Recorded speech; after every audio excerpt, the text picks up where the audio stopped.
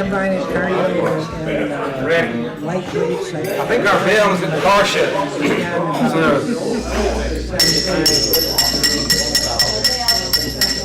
I think our bell is at the car shed. Oh, guess what, huh? Good afternoon. Well, good to see everybody here today. Good crowd. We're going to start off. Richard Carlson is going to do our invocation. What?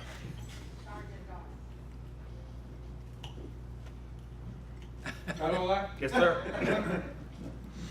Okay, let's open with the Rotary prayer. Open our eyes that we may see. Open our ears that we may hear. Touch our hearts that we may love. Clear our minds that we may think. Strengthen our hands that we may work. Thank you, Richard. A couple of things to go over here. Tomorrow or Saturday, we've got a few people heading down to the International Convention in Atlanta. Larry's going Saturday. I think Tommy's going down tomorrow. Understand it's going to be a great event. Got some top-notch speakers lined up. Some cat named Bill Gates and Jack Nicklaus, I understand.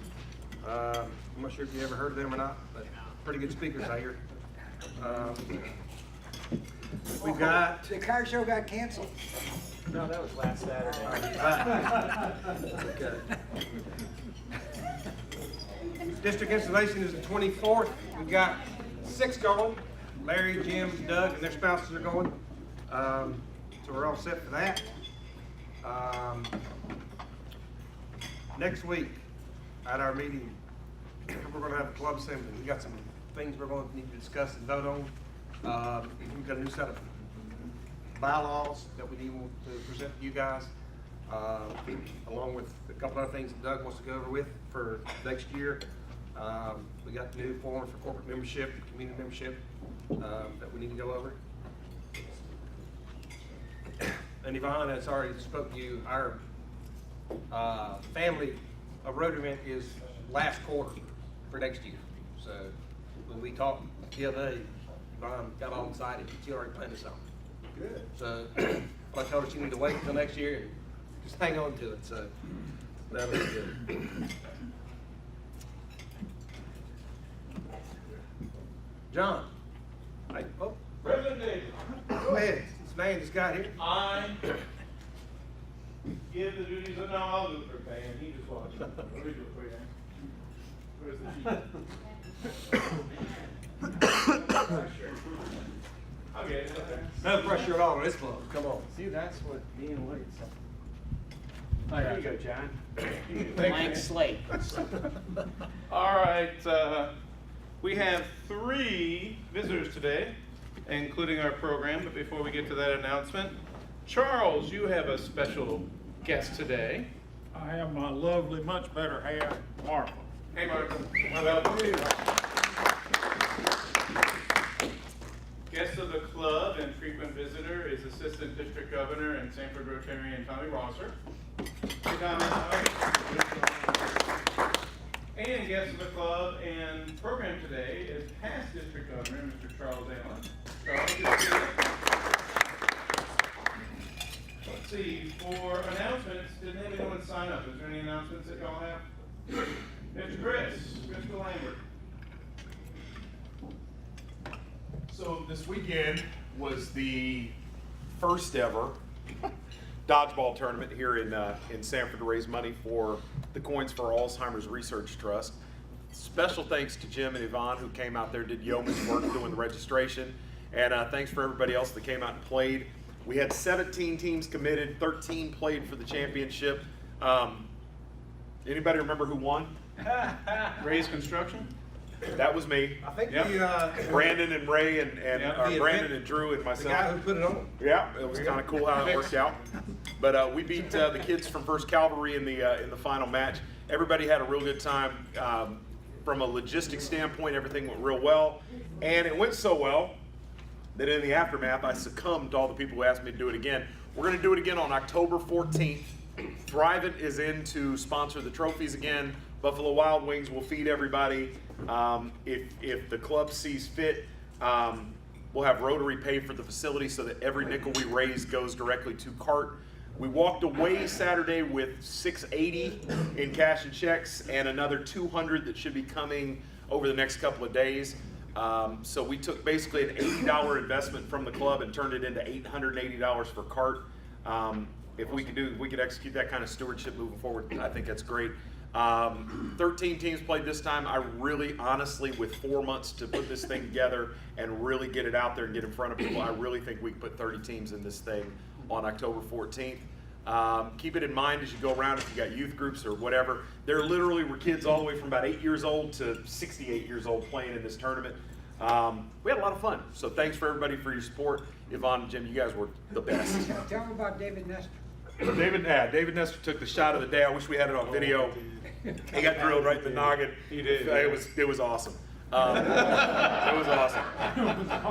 He was, and I will say that he's not put off by that because he was one of the first people that reached out to me and said Adcock is definitely behind this to do this again. Our plan moving forward is to do this in October and April each year. June, there were a lot of people at the beach and it was awful hot in that Hale Center. And a shout out to Mr. Crumpton real quick. If we're going to do things like this in that Hale Center, it'd be really cool to have central air in there. He's not paying any attention to it. Central air for the armory. Hey, John, Chris called Doug me Norris. and asked me if the club paid the registration. I said, well, I can't make that call, but I'd like through affirmation to say, you know, that would be something the club could get behind every time we do it. So, Absolutely. is I that agree. okay with everybody? So moved. Thank you. I believe so. Hey, John, can I piggyback on that? Please do. President David. The CART fund that we raise the money for, you guys should be extremely proud. According to the list that I got the other day, y'all are third in the district of per capita giving in this district. So we've given $1,702 plus the $800 we're about to give. That's so that 50 clubs. Yeah. So when I got that list, I looked at it. I mean, there's some who have given more money, Yeah. but per capita, we are where we are. And because of that, I was fortunate enough to go Monday to Mooresville and ride or drive the go-kart Oh, yeah. race that they The had. GoPro thing, yeah. Now, that was cool. You know, I played dodgeball Saturday, I went racing on Monday. You can't get much better than that. So they had 2 heats of races. There were 20. So I got pumped up. I qualified 11th. Did you? I was ready to go and didn't realize we were having another race. But we started the next race and it was just pouring down raining. So we're in wetsuits and we take off and they're telling you, you know, it's really important not to do nearly as fast as you did the first time. Spin out, right? So I was very cautious and I got through that first lap and I thought, let's do this. Well, after in the little snake turn, I got down there and this guy in front of me broke kind of hard. Oh, yeah. And of course I had to brake and I spun about 3 times. But didn't go in the grass, so I stayed on the track. So I lost quite a bit of momentum there. I think I wound up 15th, but it was a lot of fun. But you had fun. Yeah, Yeah. it was a lot of fun. Was Tony there to watch you spin? No. Thank goodness. What I should have done, I mean, if I thought about it, you could rent it, one of those little GoPro cameras, and put on your helmet. Yeah, yeah. That's right. You And record. quite a few people did that, but I didn't do that. I didn't really want y'all to see how bad I was. But anyway, give yourself a pat on the back for that, and I'm very proud. And Yeah. Gary Gary Everhart was at the event. came down to Yeah. at that event, and he came to our dodgeball event. He did. And so it was very good. Thank Yep. you. I don't know that we're in the bragging bucks or not yet, but I was actually going to brag, Chris, on yourself. Crystal Lambert did organize that, and he was the Grand Poobah MC, host with the most, and everything all wrapped up in one. Chris, you did a fantastic job. Jonesboro Rotary was well represented, right, David? Correct. President David and I were the 2 adults on the team, and after I sent out a group email last week trying to shame all of us to get in and get behind it and all that, it was still President David and I. And so you were represented by 3 15-year-olds and a 12-year-old. 2 of them had the last name of Ramsbridger. And those kids were ringers. Yeah. They knew the dodgeball rules, they knew strategy, they did very well. And Throw the heck out of it. to brag on President David, big, tall, old President David was up there with the 12 and 15-year. You were. In the very last, when it got down to teams of 6, down to 2, you were in there fighting and doing well. I was out a long time ago. But You left out the part where Jonesboro Rotary smoked Sanford. we Rotary. beat Sanford Rotary. That's right. 'Cause we did. We beat them pretty good. Sorry, Tommy. Pia Tystrup was on the team, as well as her husband, Tommy, and nobody wanted to whip a ball at the girl, but we eventually did. So we had a lot of fun. So I'll give this, but that was a long brag. But Chris, it was a lot of fun. So thank you for organizing that. You did a nice job. And I'm going to give all of you a credit for being there. Oh, good. Thanks, Siobhan. Yep. One? Just one. Just one? Any other brags? One per bruise. I wasn't here last Thursday because of my wife's birthday, it's a very significant birthday, and then Friday night, there was a knock on the door, and her sister and husband from Wisconsin, her brother and wife, his wife from Colorado, his sister drove up from Atlanta, and one drove down from, and they started singing happy birthday. So this last week. Did she know about that? No. Oh, how I knew 2 cool. were coming, I didn't know the others were. Oh, that's It's awesome. a surprise for me. That's pretty And good. Yeah. we're leaving this afternoon to go to Cabo for a nephew's wedding. Cabo San Lucas? Yes, Cabo. I'm sorry. Never been there. And then we're gonna go up to California to see our grandkids, so we won't be here for a couple of weeks. Yeah. Outstanding. Thank you. Any other brags? Will? Kind of a big one. As of last Thursday, I am now engaged. Congratulations. It is a big one because these are Lincolns. So I will try to bring her to one of the meetings so y'all can meet her. So she can be properly vetted. Yeah. Al Ruchat. Congratulations. On the other end of the spectrum, tomorrow's our 55th wedding anniversary. Holy cow. Congratulations. 55th. That's right. John? I wanted to brag on Patrick Kelly for bragging on my son last week. Oh, yeah. Of course, Patrick's not here. Yes. Michael did have a big night at Lee Senior, and I wanted to brag on John Ramsbridger. He represented the club at the awards night and did a great job. I appreciate that. And I'll have to brag a little bit more on Michael. Michael ran in a track meet on Sunday in Greensboro and finished second in both of his events. Finished second to a runner who is vying for our national team in the 800 and 1500. So Michael had a pretty good day on Sunday, and hopefully when he goes, he's going to get a tryout with Coastal Carolina University's cross-country team in the fall. So anyway, having a big time. Good job. Any other brags? Yes, Richard. Thank you. I guess I have to at least recognize that I am back in the U.S. Back from the Far East. We did Carol and I did our three-week trip to Laos, Cambodia, Thailand, and Vietnam. Fantastic. It was one of these eco tours. So Carol's starting to say she wants a river cruise, that we're going to kill her on these steps up and down the temples, round again. And I guess this really isn't a brag, because I had a chance to go in '66 and I chose not to. So. Yeah. Thank you, Richard. Good choice. Any other brags? A lot of brags. You know, Jeff, we're about getting as much money as you are for the raffle with the brags. So. Did we? All right. Pass it back to you, President David. Thank you, John. For the record, when I went to the dodgeball tournament last week, I had no intentions of playing. I didn't. So John had to go out to the car and get me a shirt, which I did wash and bring back. Yeah, you did. So, anyway, it was a lot of fun. Mr. Aiken, Okay. take it away. I'm to introduce Charles, but Charles everybody knows, but I'm going to just review a couple things just to remind you.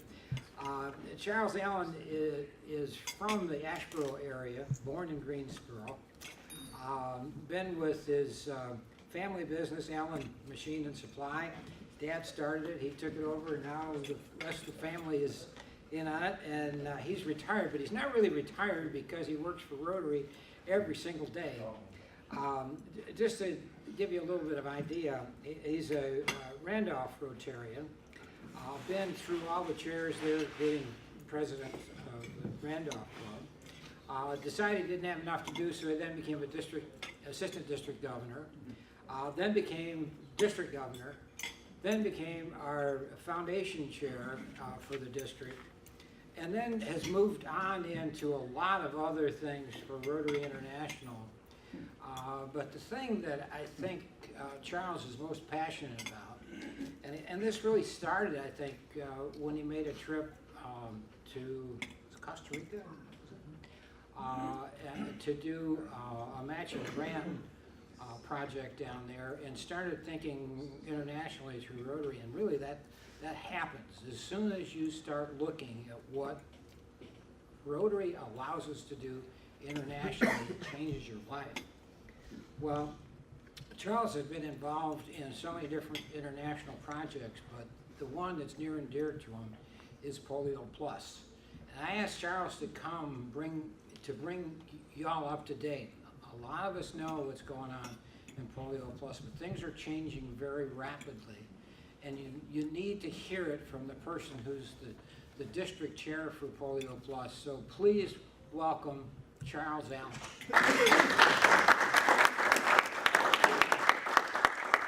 It is a pleasure to be with you. I always love coming to Sanford, and just it's an opportunity here to share with you about the polio story.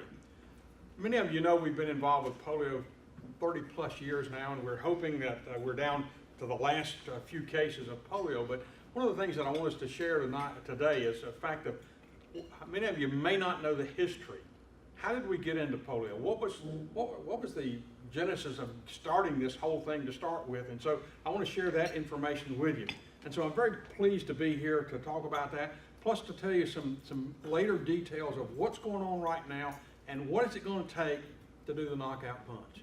Because that's the big part that we always ask ourselves, because we, as I said, we've been at it 30 plus years, and we're going to the 100th anniversary of the convention, or the foundation at the convention in Atlanta in just the next couple of days. And we're hoping to celebrate, but we've got a lot to celebrate, but we're still this close, and we need to get this finished. So what we want to do is talk today about where have we been. First, let's look at this. This is the face of polio in the 1950s and 60s. This is Regina peering out from our iron lung at the Southwestern Center for the Poliomyelitis Center in Houston, Texas. At the peak of polio's endemic around the world, it paralyzed and killed up to 500,000 people every year before Jonas Salk invented a vaccine in 1955. And then in 1961, Albert Sabin invented the oral polio vaccine and introduced it into the U.S. And beginning in 1963, the U.S. began using massive doses of this oral polio vaccine. And by 1979, polio was eliminated in the U.S. However, not in the rest of the world. These are the faces of polio in the rest of the world in 1979 and up through the current time, where an average of 1,000 cases occurred every day, over 350,000 cases every year. When we started in 1979, we look at this. And then in April of 1978, then our president, Clem Renault from Australia, had been to the Philippines, formalizing a process of looking at where he could go and what we could do with the effort of the foundation. And he was reading in a magazine, the Rotary, the Reader's Digest magazine, on a flight back from the Philippines, and he read that smallpox had been eradicated from the face of the earth for a little more than $200,000. The cost of 2 naval vessels he'd been to look at in Manila just the days before. He'd been to Manila trying to formalize the agreements to launch Rotary's first, what we call 3H, or Health, Hunger, and Humanitarian Grants program in the Philippines. And he says, as he came back and reading this, he said, you know, I wonder, what could Rotary do? what's Rotary's effort to do this and make a difference? So he sought one of his governor friends in Washington, D.C. area, June7, and he called him and asked him. John was the head of the infectious disease branch of the National Institute of Neurological and Communicative Diseases and Stroke at the National Institute of Health. And then just a short few months later, he called him back and said, yes, there is a disease that you can look at and you might want to consider, and it's polio. And then in 1979, then our president, Jim Bomer from Shelbyville, Tennessee, launched the very first polio effort with a 3H grant, that Health, Hunger, and Humanitarian Grant, a polio immunization project in the Philippines, immunizing over a 5-year period, 6 million children against polio. And what a great success that they had with that. And because of the success they had in the Philippines, then our president in 1984-85, President Carlos Canseco from Mexico says, you know, we need to create a strategy. Let's figure out how we can do this and knock it out by Rotary's 100th anniversary. Anybody remember the date of Rotary's 100th anniversary? 2005. And so they set a goal starting in 1985 to 2005 to eliminate polio. And that was the goal that they had. And so as they wanted to celebrate in 1985. And as you know, now we're at 2017. We're still not there, but I'm going to give you some good news in just a moment, tell you about where we've been. You see, the Global Eradication Initiative is a partnership. A partnership started in 1988. It's a public-private partnership that includes Rotary, the World Health Organization, the U.S. Center for Disease and Control and Prevention, UNICEF, and the Bill and Melinda Gates Foundation, and governments of the world who have developed a eradication strategic plan and an in-game strategy to knock polio out. And we're really literally this close. So you ask, what's Rotary's part of this whole process? Rotary's effort in this initiative is to be an advocacy, getting out there and letting folks know what it's about, to do fundraising, raising money to help make this happen, volunteer recruitment. And I'll tell you a little bit about volunteer recruitment in just a moment. And then awareness building. Because in the U.S. today, how many of you in this room know, and raise your hand if you know somebody that has had polio? All right, most of you are older. The younger ones probably don't know that many people that have had polio. And yet many of us do know, but we may not know because they have had good success with it. But the key for us is this awareness building, letting folks know why it's important to finish the job. Well, I want to tell you why this is important to me. In January and February of 2011, I took this picture. This is a picture of a woman with her baby up near the Nepal border in India. This is the village of the last major outbreak of October 2000 year before. Excuse me, December the year before, the last major outbreak of polio in India. The little child has his pinky finger painted. 26 Rotarians and volunteers from around the U.S. went to India to be involved in a mass immunization day, or what we call NID, National Immunization Day for polio in India. In one single day, in that year, 74 million children were immunized against polio. Did you get that number? 74 million children in one day. Now you ask, what and how in the world do you do that? That's a huge undertaking. 1.5 million Rotarian volunteers and other volunteers and members of all these different organizations I just mentioned were part of this NID. This little child got 2 drops of vaccine in its mouth and will never know the scourge of polio because Rotarians like you gave. Rotarians like myself went, and other volunteers and workers did the job. Now since then, they're continuing to have National Immunization Days. Earlier this year, a group went from our area and our district and our state, and Rotarians from all over the U.S., a group of 32, they did 172 million children in one day. So you see the effort has grown and developed, and they continue to fine tune. I always say that I went, and 3 years later, India was declared polio free because I went in 2011. I know that's not true, but I always like to brag a little bit and say, I help have a part of that. But you see, what we do is, the beautiful picture for me is this one though. This is my then 19-year-old granddaughter that I took with me on that National Immunization Day to India. She is dropping, or she's actually painting the pinky finger of that child. She just dropped 2 drops of vaccine in that child's mouth.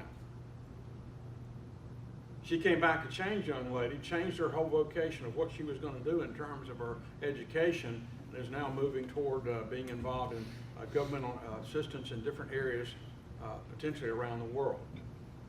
Now pursuing her master's degree in Colorado, but that's another story.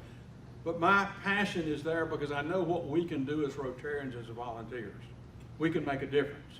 We can change lives, and we do change lives. You just talked about playing a dodgeball game. Lives were changed. The guys that played, those who participated, those who will participate later, those who organized it made a difference.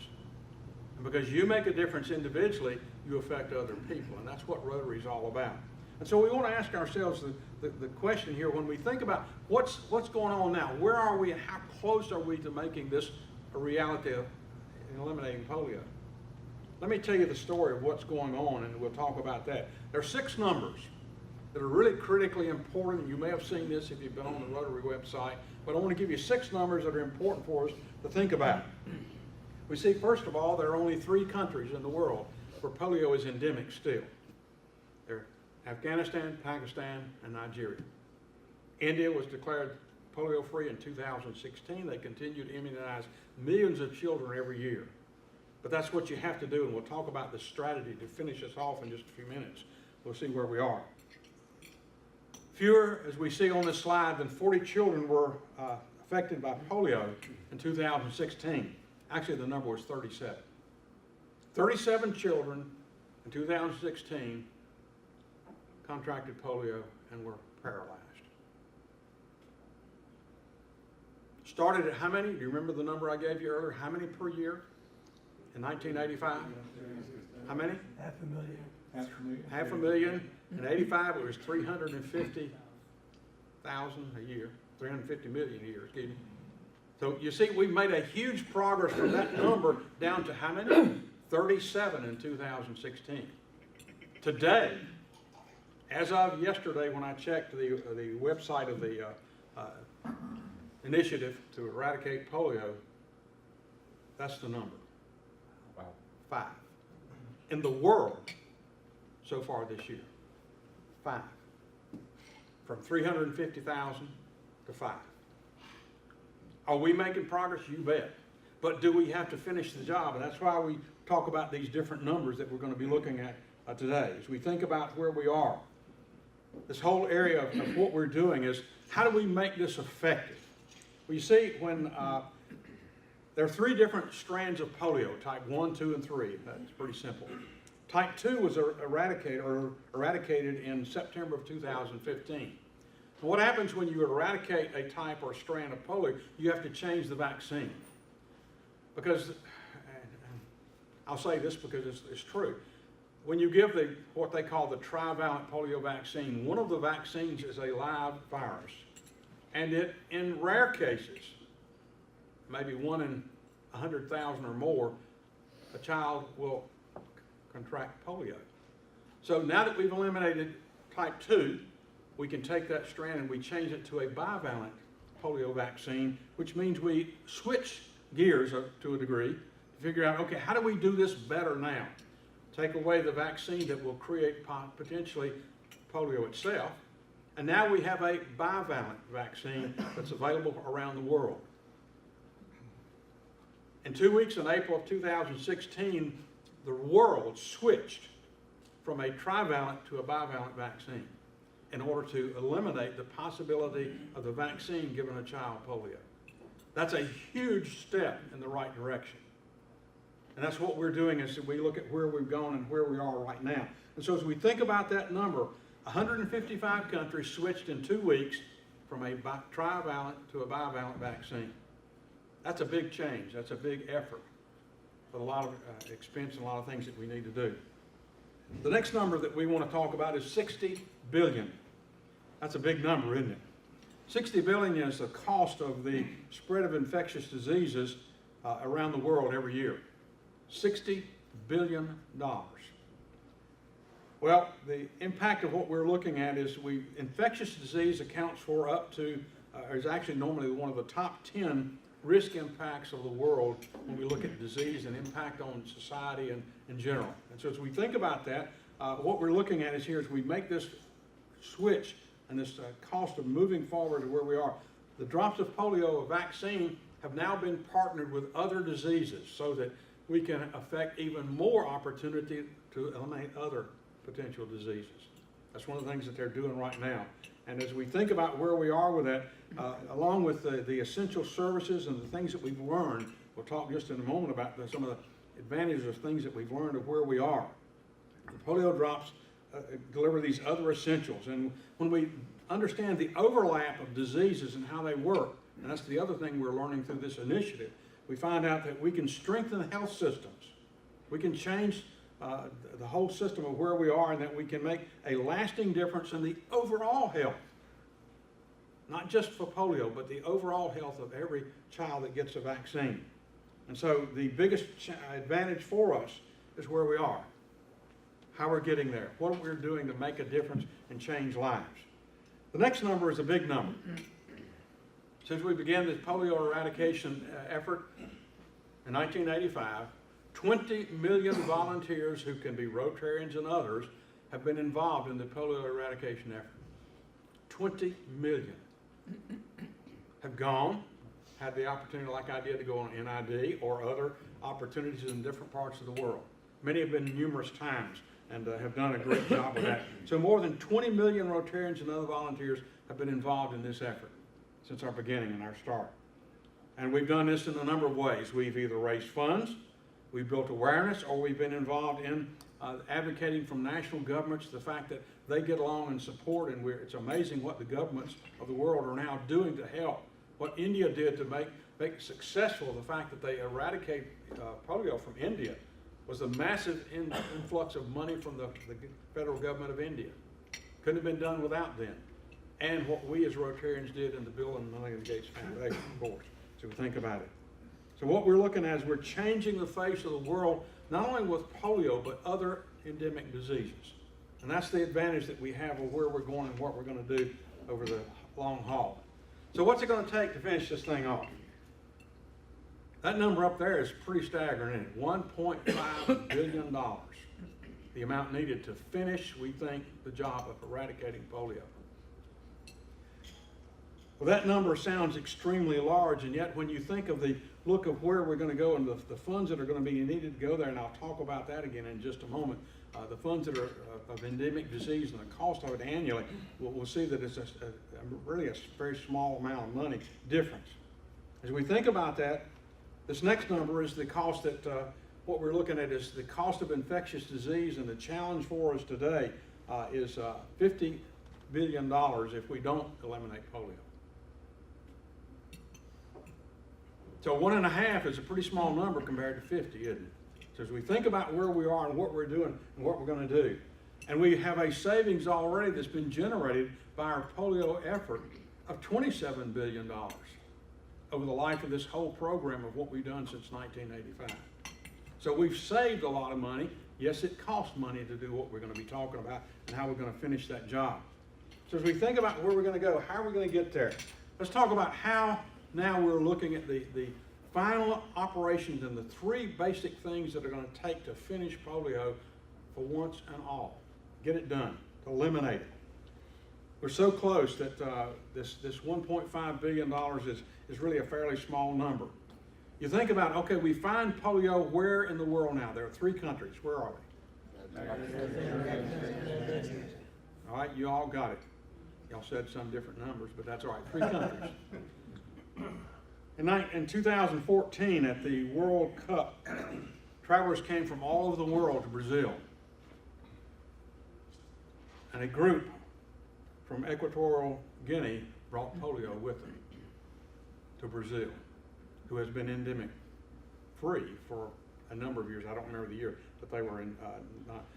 The key to the success that it stopped at the airport when those folks came in is the fact that they have done a continual process of vaccination of children over these years, even since they've done away with polio. And so we stopped it at that particular point. So you ask yourself, how does this all happen?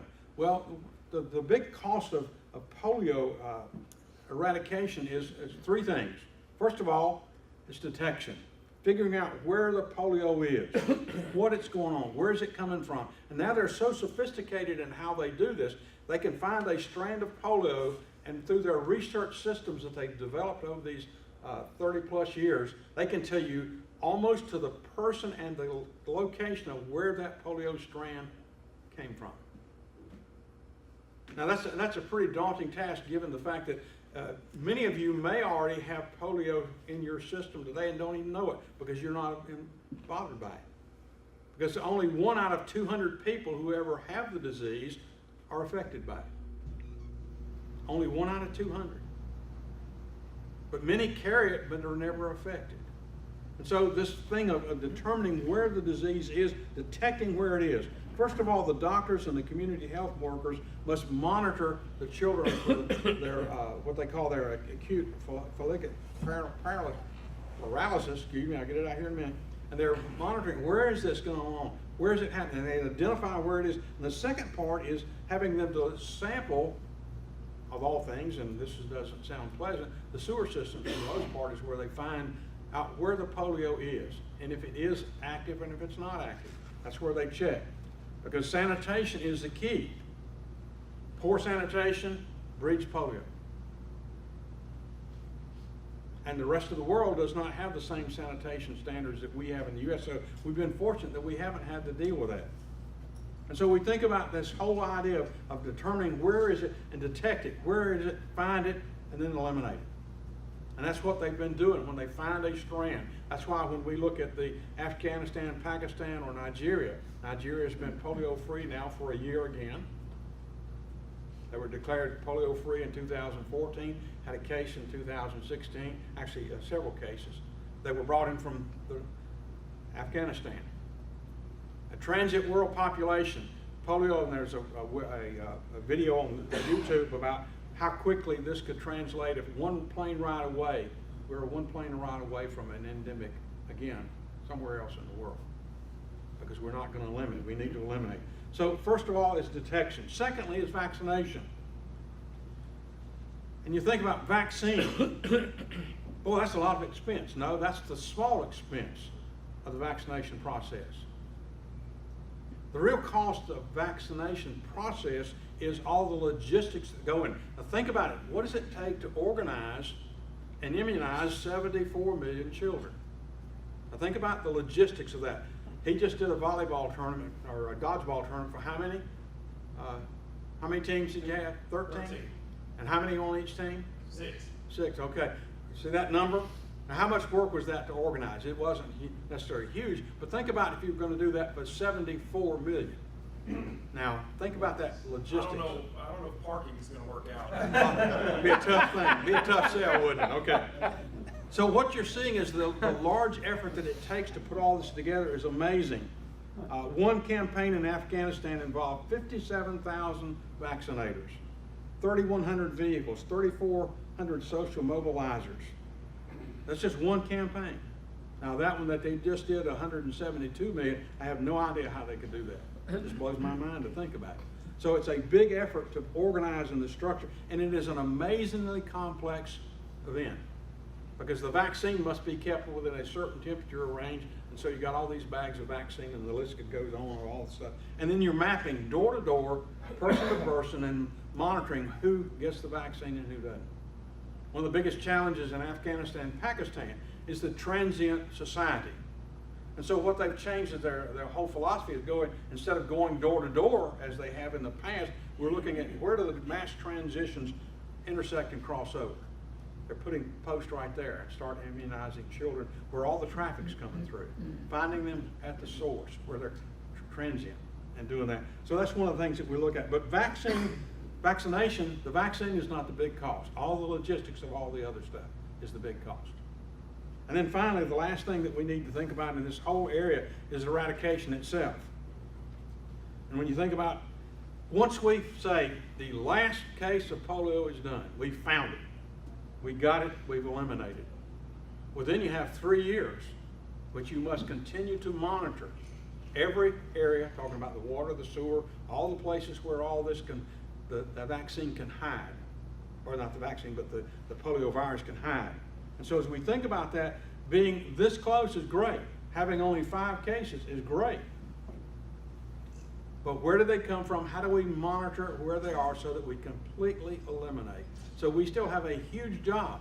That's why when your incoming district governor says, well, I want you to, next year, get a goal of $50 per member. Do what you can. And he wants to give you a set of dog tags. I encourage you to do that. If you don't have a set of dog tags, go away and get one. But anyway, but then you can support Jeff as he comes around every week and give you your $5. And you support. And Jeff, thank you for your work on doing that. We really appreciate that. Because that's part of what's made your club successful in raising the money that you've been able to do over the last, particularly the last couple of years, and this year even better than ever before. And Jeff, I salute you, sir. Thank you.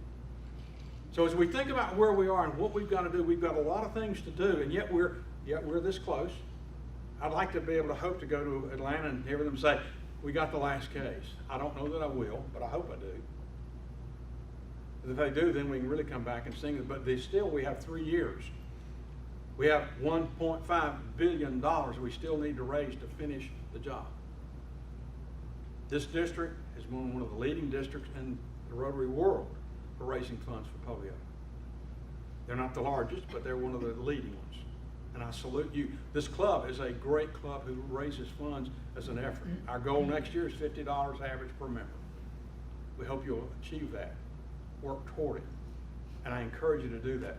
And I want to say thank you.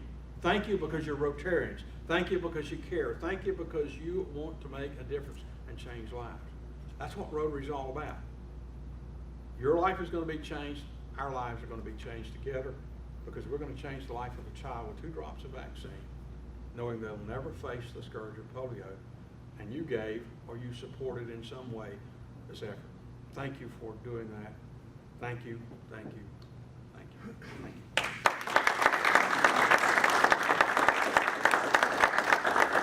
If you have any questions I might quickly answer, because we're out of time and I know Rotarians want to go back to work. Just yes, be quick, but looking in the crystal ball, if 2018, the last case remained, and then for 2019, 20, and 21, no new cases, is it accurate that polio is eradicated and no more maintenance needs to happen for vaccinations? Or are we on the maintenance program infinitum? I think, to be honest with you, I think you're on a maintenance program for at least 5 years. 3 years to make sure that you're completely free. Okay. But I think you're going to have, and you're going to have certain parts of the world, if we can determine through that research and what we're doing to verify that the polio is gone, I think you may have spot areas, but once you eliminate the virus, you're done. Really? Okay. So hopefully, our goal is 2022. We think that's the number that will happen. We can say, okay, we can raise our hand and say, Rotarians have done the job. Thank you. Yes, ma'am. Back in 2005, 2006, when I was president, I heard, and I forget where I heard it, but that if it's true that polio is eradicated and Rotary is the main reason for making that happen, then we were going to be, Rotary International was going to be nominated for the Peace Prize. I haven't heard that, but I would not be surprised, and it should probably happen. Thank you for letting us know that. Any other questions? Thank you again for allowing me to come and share. Thank you, sir. Jeffrey. All right, we got a nice big pot. Speaking of Polio Plus, thank everybody for their contributions because it is for a good cause. We do give this money to Polio Plus. And I have a special request today. I have multiple colored tickets. So if you could please look away. Yeah, see? Are we clear? Are we good? All right. All right. 4731. 4731. Not even close. Not even close. Oh, Crumpton. He was white. I gave up. Thank you, sir. $47. We weren't even close. All right, Larry. Okay, That's a big deal, let's go. We're up to 865 tickets sold. I know there's probably another 15 or 20 that are out that should come in by next week. Jim will be with us again. So let me open this up, and Charles, could you pull out a name? And if it says Ramsberger on it, He's the don't winner. tell us, throw it back in and we'll get another one. Don't listen to him, Charles. He'd be the winner. Who do we have? Paige Burgess, and that was sold by Van. Yeah. Look at there. Hey, my wife said you better pull my ticket today, so I pulled somebody else's ticket. She's not gonna be too happy, is she? Okay. But Well- now, what I'll have to do is, it cost me $20 to sell her that ticket. So I had to buy a. What did you have to do? I had to buy a American Legion ticket for her. Yeah. I don't, Tacky Doug. How'd that work out? I don't know. Yeah, I don't know. It's one of those things where I think they keep on selling them. You know, it's for a lifetime membership. All right, congratulations. Thank you all for being here today, and John, you lead us out of here. Four-way test of things we need to say or do. First, Is it the truth? Is it fair to all concerned? Will it build goodwill and better friendships? Will it be beneficial to all concerned? I pledge allegiance to the flag of the United States of America and to the republic for which it stands, one nation under God, indivisible, with liberty and justice for all. Guys, have a great weekend.